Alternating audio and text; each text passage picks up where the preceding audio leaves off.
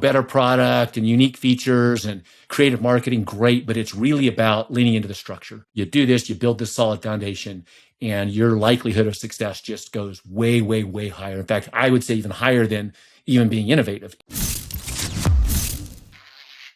So we were just in flow having an amazing conversation for I don't know how long now, but I wanted to go ahead and hit record because we were we're having some great conversation stuff. Probably much none of it's going to end up on this podcast for the next 20 minutes.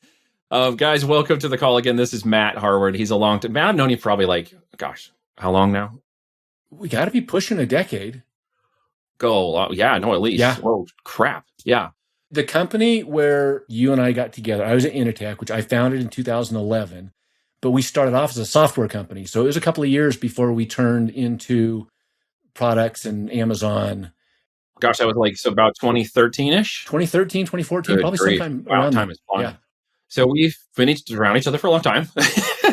Almost two sides of the coin, although you did learn Amazon and we taught and we did, and it was amazing. And doing that, you kind of extrapolated that and went into a bigger version of it. And let's unpack some of that today as people are listening to you. Give a little backstory. We keep it kind of 20 minutes here, and we'll wrap yourself into the combo and what we can teach and give some people some value today. But so they get a little head up on who you are. Share a little bit about you. So first of all, you can tell by all the gray and everything here. I've been playing this game for a long time, much longer than most people have. My background's actually in tech. I have a software background. I'm a software developer. My first successful company was actually a tech company that I sold to a Fortune 500 company. I thought software is what I was going to do. But I discovered as kind of the world started moving and marketing, and I like business, but as algorithms started taking over marketing, the Amazon algorithm, which is something, Neil, obviously, that you're an expert at, Google's algorithm, Facebook's algorithm, TikTok, Twitter, YouTube, whatever it is, algorithms increasingly are running things. And I discovered about in that time frame that we were just talking about after I co-founded Enatech. Enatech started as a software company. We were writing apps and subscription apps, security apps. We got that up. We were doing about in the neighborhood of about $4 million a month on our apps, on our security apps, and started realizing, wow, what I'm really good at is understanding these algorithms and not necessarily manipulating them. I don't believe in manipulating because that usually gets you into trouble. But it's man, if I can make the Google algorithm, so when I have my software, the app company, it's if I can make the Google algorithm actually love me, if I can figure out how to work with that, I'm going to be way better.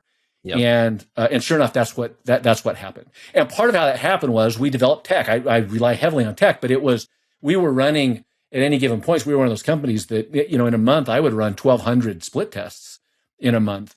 And the only way to do that is through automation and kind of leveraging the tech side of it, in addition to the human side of it. Eventually, we started playing in the physical product space on Amazon. So Neil, that's when I found you guys. I don't remember, what was it called back then? We were Sambrella. Yeah. And so I like to learn, and I kind of started nerding out on that. And that was kind of my transition into e-commerce. But even there, we went on to Amazon, and it was more a game of, I want to figure out the algorithm. It's why, Neil, when I first found you, it was a very simpatico, symbiotic relationship, because the language you were talking, you were coming at it from a different standpoint as I was. But you talked a lot about structure and it, you structure it this way, you get that algorithm to love you. And again, not to manipulate it, because those are all the people that get delisted and that fake their reviews and do all of that. Because that's, by the way, what you were competing with. You're competing with the people who are saying, yeah, you're going to pay people to give reviews and you're going to pump this stuff and you're going to do these things that ultimately aren't sustainable. And so as I got into it, that was what intrigued me with the Amazon algorithm, with Amazon. Wasn't the product side of things. It's, here's an algorithm that if I can figure this algorithm out, the opportunities for, I'm going to say wealth and riches. Neil, that's not actually, I'm not that guy who's chasing that. But when I talk about of figuring it out, no doubt, benefits, let's call it. The benefit of it. There's huge upside to figuring this out. And so I went off. I was doing all kinds of stuff. Neil, you and I have had some of these conversations. Some of them we haven't. But I was testing so much automation on Amazon and getting accounts shut down, but also not getting accounts shut down. Yep. And really trying to apply the automation side of it. And then you came in and provide this structure side of it that I didn't have, but that structure and that automation came together. And when it did, and it happened fast. I wish I had some of our old conversations, Neil, because I know you got the timeline somewhere in our emails, but it was like 90 days to 7 figures and 120 days to 8. Maybe it's 6 months to 8 figures. About 6 to 8 months, we broke 5 million a month, right? It was fast once we married those two things together. And so on the Amazon side of it, I had an essential oil brand on Amazon, a couple of them actually. One of the things that Neil taught me, same product, 3 different audiences technically, and we just dominated. And then we got lucky too, because Amazon, they had a beta program for hazmat warehousing, and then they shut that down, but we got grandfathered in, and just to do what we were doing became very hard to compete with it. And we just killed it for years after that. Now I had exited by then, but last year in like March, that Amazon brand sold for $72 million. But prior to that, we were doing about $55, $60 million a year on Amazon, it was not with great creative marketing and like super innovative products. It wasn't those things. It was, we're going to have reasonable stuff, but we're going to have really good structure. And then we're going to apply some automation to that. We're going to do some other things to move fast and move like that. And that's the part, Neil, that was probably different. I don't know necessarily that was your coaching on that side of it, but that we're going to go really big with this, with really solid structure. That took off. I still don't know anybody. I know that they're out there, obviously, but none of my friends. I got a pretty good community of people who run Amazon stores and everything else. I still don't know anybody who's got to the level that I got to on Amazon. And then that was followed up quickly with hoverboards. You probably don't even know this story, Neil. And by the way, tell me to fast forward if you want to. No, I do remember the hoverboards because we rode one around the San Diego convention. Remember? Oh, that's right. I spoke at your event and I rode one of those things around. So everybody remembers the hoverboards. Well, when those came in, before those even got big, we saw those and we thought, okay, we want to own that market. We ended up being the number 3 brand of those hoverboards in all the world. And so we went out and we thought we're going to lock up all the Chinese manufacturing on this. And we did. We went out and we were buying up all of it that we could handle. We ended up doing, in a very short period of time, about $70 million in those things. We were doing over $400,000 a day on Amazon selling those things at one point. Had good profit margins too, because they were flat. They started off with good margins, but here's the thing that we underestimated. This ended up, by the way, this is not a win for me. This is not one I talk about a lot, because even though we exploded it and we opened up 27 physical stores across the United States, so we had we had all kinds of stuff going. We had really said we were going to dominate that market. We underestimated how easy it was going to be for all these other factories in China to spin up after we thought we'd eaten up all the supply for the holiday season and nobody could come in. Cheaper versions started coming out.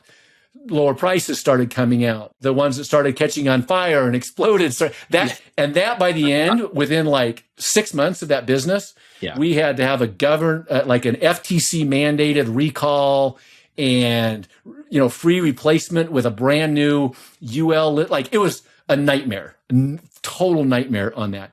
But I also saw the power of how fast, when you get those things right, you can blow it up. Oh, but you also can. How fast it can crash down. It still works that way, right? So that same structure we built and developed 8 years ago, right? That same, and the reason why I know that, and I'm sure you know this from our conversations in the past, was we built those latent semantic search engines inside of IBM, right? So once I saw how the A9 engine was working, we just went back and reverse engineered the different data points and looked at the engine and understood how to make it respond. Like, what did it want to learn? So we call it the dance, right? How do you dance with this engine so it rewards you? You don't have to fight it. And so many people fight it, Matt. This is where you actually understood something that I still get people who have a trouble finding it. And the ones that don't right now, and the ones that got it, they're trying to hold back sales because they're waiting on inventory, or they would easily be breaking $1 million a month right now because we have a little bit of supply chain problem. The algo still works. The structure is still the same, and you can still blow the crap out of it. You just got to work on supply chain a little bit, which is both a pro and a con right now, right? Agreed, because it's a barrier also, and it's a challenge right now for sure. Now, when I left there, and Neil, you and I talked, by the way, nerding out over the algorithm was one of the things that I really enjoyed doing with you. On the Amazon side, it was A9, but that is that's compatible with, I'm a nerd at heart, very much so. Yeah, but you understood the basic principles of the component, and that's the thing I want to resonate with here. Yeah, you got to have a good brand. Yeah, you got to have a good product, because that'll destroy you, especially with the reviews, as you know. But at the end game here, the system will give you the traffic and the sales when you play nicely with it. It really, and there are 3 avatars of doing that. And that's what I want people to understand in the profitability matrix. So many play in that mosh pit, which is where you were at when we found you. You were down there romping around in this mosh pit. I was. I had just launched like 2 weeks before I found you. We had launched 12,000 SKUs on Amazon with remote controls, just trying to play. I mean, I was in that mosh pit, like just stuff. And look, I think that most small business owners don't get where they are if they don't have that bias towards just do stuff, execute Imperfectly. Execute imperfectly. You talk about that a lot. But there comes a time in your business where if you can have that bias towards execution, but apply a really solid decision framework, structure is the word that I'm going to use, and you can apply structure, that's what lets you go. It's really hard for most people. I know a lot of business, a lot of e-commerce owners who have that $2 to $5 million a year business, and they just can't get out of that. And that's the worst spot to be, because you're working 65 hours a week. Every time you try and go bigger, it gets harder, and you usually fall back further. Because those are terribly complex problems to solve, and I love those people, right? I love to work with them because they are making it more difficult if they can simplify it. And I know where you're going with this, not to cut you off, but you know as well as I do that there's just some really small tweaks that they have to make. Keep unpacking this, because I know where you're heading with this. And eventually, that's one of the things. It's not actually I figured that out, nobody else did. As much as I discovered I'm really well built for that, what I call is transitioning to, you've got this path of discovery and exploration. And it's hard and it's painful to do that. And most people aren't cut out to discover and explore. Then you have what we call internally the managed path. And the managed path is we figured out, we discovered and we explored. We found the path. We found this, we found this structure that works. That if you just follow the structure, you're going to be able to go a really long way, really easy. Okay. This is pioneers coming across the West, however long ago. Those first pioneers that came across, they died, and it was hard, and it took a long time, and they dead ended, and all kinds of crap happened. Right. But once they came across, and once you had your Lewis and Clarks come across, or whatever it might be, for everybody else, it's super easy, to the point where now, Neil, where do you live? Ozarks. Okay, so if you wanted to go from there to Oregon and follow that path, now you get in a car, and it's super easy. You can drive fast. It's going to be safe. You can have food along the way. So what I discovered I was particularly good at is transitioning from that.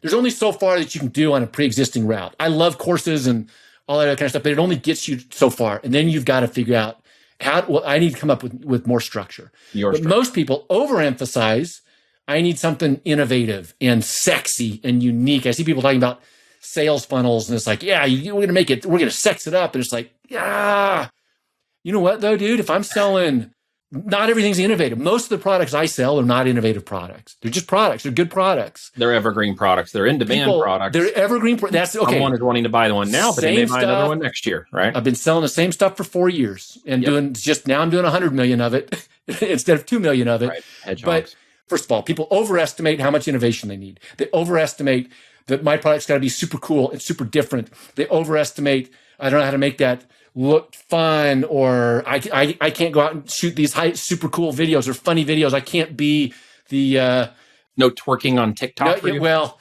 that's a whole different thing. That's a different channel for me. TikTok and OnlyFans. My experience is you'll get way, way further faster on structure than you will on creativity, than you will on innovation. Right. And you can add innovation. Innovation is a great barrier to entry. It's a great booster. And truly innovative companies deserve to be here. I spent as a software guy so long trying to follow Microsoft. And then I realized Microsoft's not reproducible.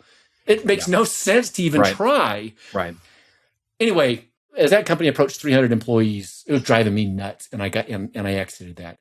And I got into DTC. So I went away from Amazon. I got into direct to consumer, where I'm in control. It was important to me to control my audience and the relationships there. It was important to me to control the selling process, and got onto Facebook. And after Facebook, so I had a couple of multi-8-figure brands at Enatech, one digital, one was an app. And then I had the Powerboards, the Hoverboards. Powerboard is the brand. And then the essential oils.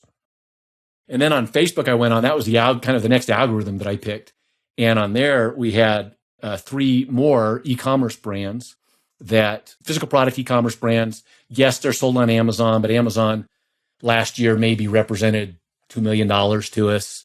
Shopify was another probably $8 to $10 million.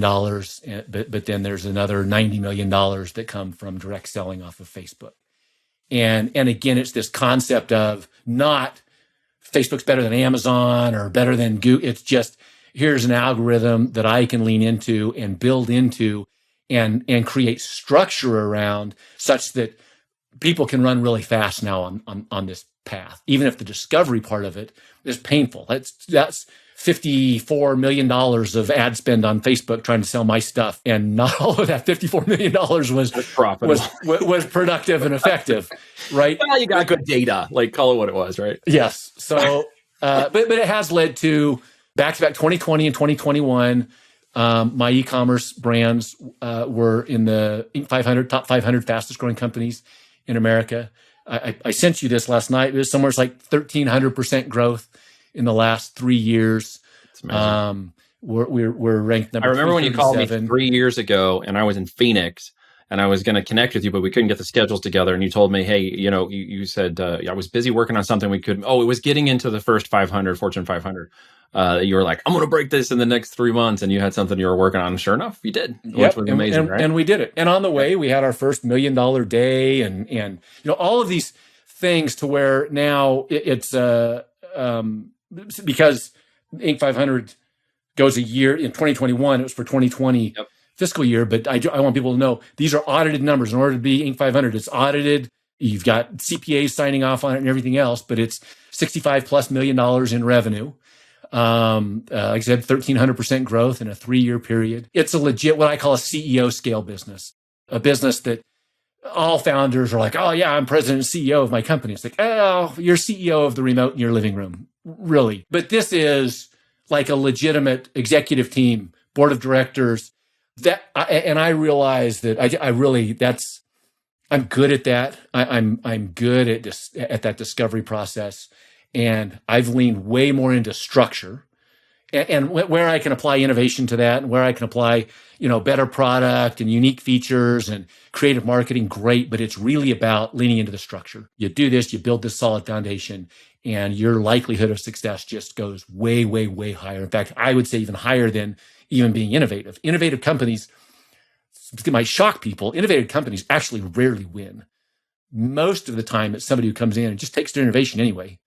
And then goes off. You're caught in a cycle of innovation. And we've talked about this before, right? I mean, if you innovate a product into the market, make sure it's an evergreen product. Don't go into like electronics per se. If you're going to have to find yourself always being on the cutting edge of the next electronics. Last time I was in China, there were a crazy amount of innovative fidget spinners. Right. Exactly.